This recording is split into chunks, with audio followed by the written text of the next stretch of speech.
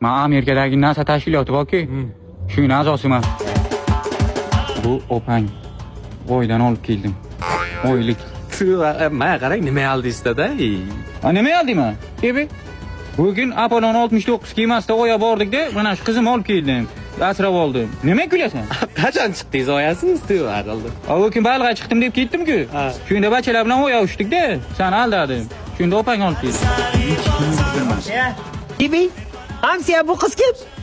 Yaxshimisiz, tinchmisiz? Yaxshi. Oydan olib keldim, oydan. Qachon olib keldingiz? O kun chorlar bilan balg'a bordik-ku. Shunda Apollon 69 da borib, oydan boqib olib keldim-da shu qizingni. Oyliklar ham bizlar o'xshagan-a?